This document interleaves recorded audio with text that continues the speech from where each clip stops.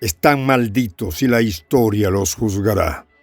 Así de claro ha sido Rusia sobre el rol de Estados Unidos en la ONU y el veto a Palestina y la posibilidad de ser reconocida como Estado soberano. Moscú ya no tolera más la masacre de Israel y empieza a tomar una voz firme contra el sionismo y sus aliados. La voz de Vasily Nevencia, representante de Rusia en Naciones Unidas, ha ido cargada de verdades que incomodan a Israel. Vladimir Putin va perdiendo la paciencia ante el rol de Occidente, que sumado a lo dicho anteriormente, ha aprobado un presupuesto para reforzar en el plano militar a Ucrania, Israel y Taiwán. Un hecho condenado por los rusos con María Zaharova a la cabeza. ¿Nos acercamos a un terreno minado? Los detalles a continuación.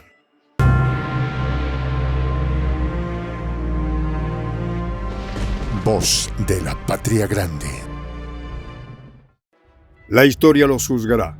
Así retumbaban las palabras en el hemiciclo de Naciones Unidas, donde la tensión entre grandes potencias se palpaba en el aire como una neblina espesa. En un lado del debate, Estados Unidos, firme en su posición, había ejercido su derecho a veto contra la membresía plena de Palestina en la Organización de las Naciones Unidas. En el otro, Rusia, cuyo representante permanente, Vasily Nevencia, no se mordía la lengua al condenar esta decisión. Era un momento cargado de expectativas y tensiones diplomáticas. La resolución, que había sido presentada por Argelia, buscaba elevar a Palestina de un Estado observador a un miembro de pleno derecho de la ONU. El apoyo era considerable con 12 votos a favor y solo 2 abstenciones, pero el veto estadounidense había sido suficiente para detener el proceso en seco. Un acto que, según palabras de Nevencia, no solo pretendía quebrar la voluntad de los palestinos, sino obligarlos a someterse incondicionalmente al régimen ocupante de Israel. En su discurso, Nevencia hablaba con una mezcla de ira y desilusión. Estados Unidos está dispuesto a hacerse la vista gorda hasta el final ante los crímenes de Israel contra los civiles de Gaza. La historia no se lo perdonará. Afirmaba con vehemencia palabras que golpearon el orgullo del sionismo.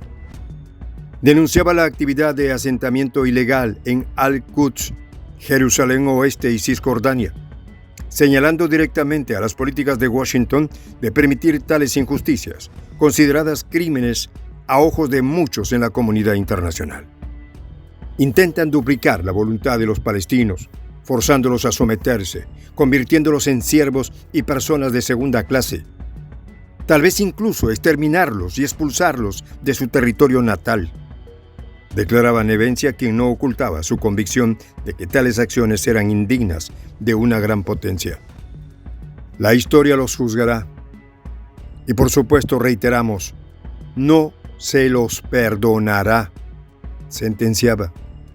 Durante los últimos 6 meses, Estados Unidos había vetado 3 veces las resoluciones que buscaban mantener un alto el fuego en Gaza, una posición que para muchos solo exacerbaba la ya volátil situación en la región.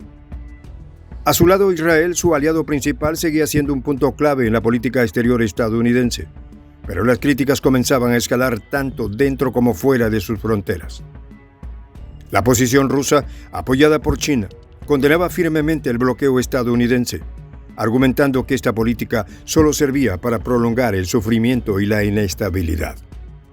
La división en el Consejo de Seguridad era evidente y las repercusiones de estas decisiones resonarían en los corredores de la política mundial. En los pasillos de la ONU, los delegados murmuraban entre sí, algunos con rostros preocupados, otros con semblantes de resignación. La prensa internacional no tardó en hacer eco de las palabras de Nevencia, y los titulares del día siguiente hablarían de un Estados Unidos casi completamente aislado. En su postura, una nación poderosa, sí, pero cada vez más solitaria en su enfoque hacia Oriente Medio. Mientras tanto, en las calles de Palestina, la noticia del veto era recibida con una mezcla de desesperación y rabia. Las esperanzas de ser reconocidos plenamente como un Estado soberano, capaz de participar en la arena internacional con voz y voto, se desvanecían una vez más ante la realidad de la política global.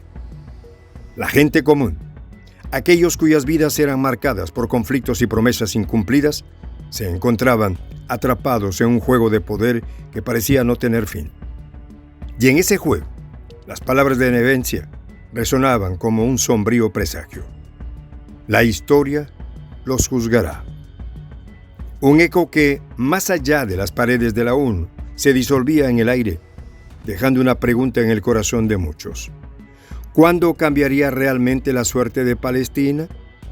Mientras los ecos de la condena rusa al veto estadounidense sobre la membresía de Palestina en la ONU todavía resonaban, otro tema se abría paso en las discusiones internacionales: la ayuda militar de Estados Unidos a Ucrania, Israel y Taiwán.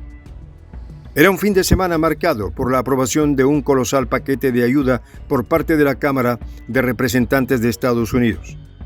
La suma era astronómica: $61,000 millones destinados a fortalecer a Ucrania en su resistencia contra la intervención militar rusa, a apoyar a Israel en medio de sus continuos conflictos regionales y a respaldar a Taiwán frente a las presiones crecientes de China. Pero mientras en Washington se celebraba este paso como un compromiso con la libertad y la estabilidad internacional, desde Moscú las palabras eran de censura y advertencia. María Zakharova, portavoz de la Cancillería rusa, no tardó en expresar su rechazo a través de la plataforma de Telegram. Calificó la ayuda militar como una triada de acciones desestabilizadoras. A Ucrania, un apoyo directo a las actividades terroristas del régimen de Kiev. A Taiwán, una injerencia en los asuntos interiores de China. Y a Israel, una vía directa para la agravación sin precedentes de la situación en la región. Para Rusia, esta no era solo una cuestión de política exterior, sino un claro ejemplo de cómo Estados Unidos, bajo el disfraz de la ayuda, exacerbaba las crisis mundiales. Dmitry Peskov, el portavoz del Kremlin, articulaba una crítica aún más mordaz. En declaraciones citadas por la agencia oficial TASS, afirmaba que esta ayuda, que aún debía ser ratificada por el Senado, no solo enriquecería aún más a Estados Unidos, sino que arruinaría aún más a Ucrania. Peskov pintaba un panorama sombrío para el país europeo. Con esta decisión, morirán aún más ucranianos a causa del régimen de Kiev, afirmaba con total convicción.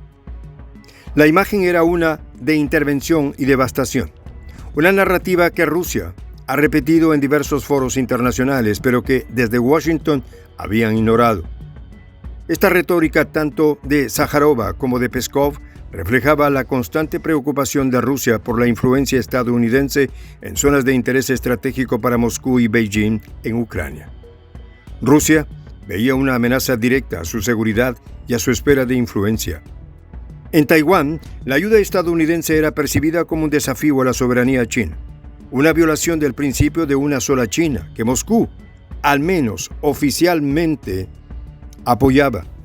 Y en Israel, la ayuda continuaba complicando la ya volátil dinámica en el Medio Oriente, especialmente en relación con la cuestión palestina.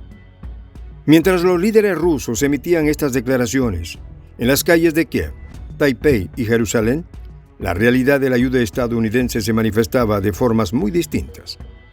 En Ucrania, el apoyo era visto como vital para la supervivencia de su lucha contra un agresor formidable. En Israel, aunque complicaba las relaciones internacionales, aseguraba una ventaja militar en sus continuos conflictos. Este apoyo de Estados Unidos, lejos de ser un simple acto de generosidad, estaba cargado de implicaciones estratégicas.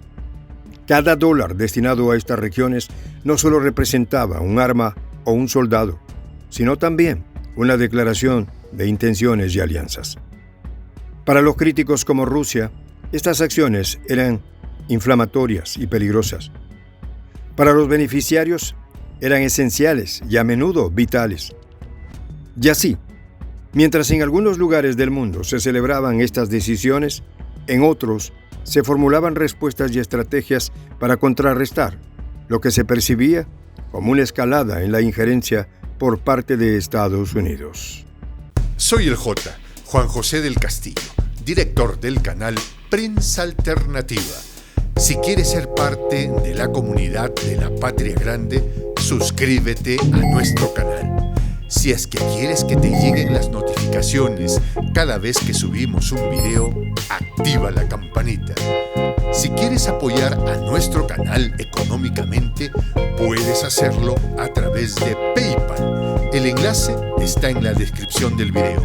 A nombre del equipo de Prensa Alternativa, me despido con esta expresión en el quechua milenario, Tupananchis Kama, cuya traducción es hasta volvernos a encontrar.